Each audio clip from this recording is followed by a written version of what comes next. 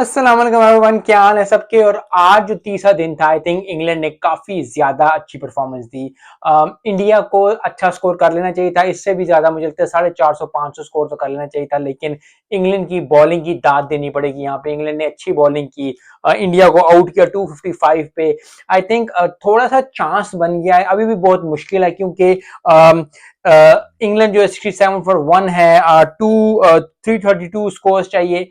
I think 2 दिन अभी पड़े हैं, और 2 दिन अभी पड़े रहने में सबसे बड़ी बात ये होती है कि आपको अगर कॉन्फिडेंस हो तो आप कर सकते हो। पहले भी चेस हुआ है, वेस्ट इंडीज ने चेस किया था ऑस्ट्रेलिया के खिलाफ, तो बहुत ज्यादा चांस है। साउथ अफ्रीका ने भी एक दफा चेस किया हुआ है इससे स्कोर। तो आई थिंक सेट तो है एग्जाम्पल, लेकिन एग्जाम्पल सेट हो भी तो बहुत बड़ा टास्क है इंडिया में, इंडिया क्राउड के सामने, इंडियन के बॉलर के सामने। आई थिंक बहुत मुश्किल होगा। और सबसे बड़ी बात, अब जो दिन आएंगे, चौथा और पांचवा दिन जब खेला जाएगा, तो आई थिंक स्पिनर्स बहुत ज्यादा जो है वो अपना वक्त दिखाएंगे, अपना काम दिखाएंगे। आई थिंक बहुत ज्यादा जो है अश्विन को और जडेजा को काम करना पड़ेगा। एंड आई थिंक इंग्लैंड को, अगर इंग्लैंड की बात कर ली जाए, इंग्लैंड को अगर करना चाहिए, इंग्लैंड को इस चीज से बाहर निकलना पड़ेगा कि बहुत स्कोर है, अपनी नॉर्मल गेम खेलें, बैसबॉल खेलनी है बैसबॉल खेलें, नहीं खेलें, लेकिन अपनी जो वो गेम खेलते हैं वो खेलें, डर के मत खेलें, क्योंकि डर के खेलेंगे तो ये 150 पे आउट हो जाएंगे सारे।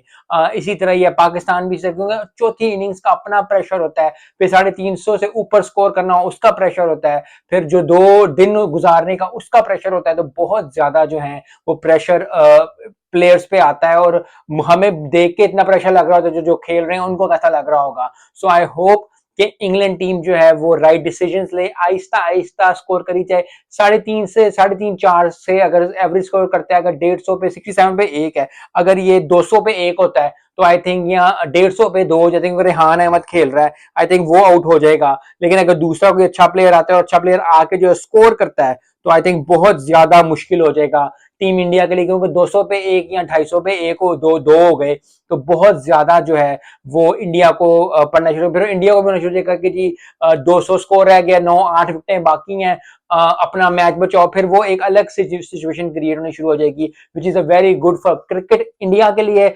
आए, बॉलिंग करें, इनको 150 पे आउट करें, क्योंकि इंग्लैंड अभी हारी, अभी जो है एक आउट है, रेहान अहमद खेल रहा है, उसको आउट करे।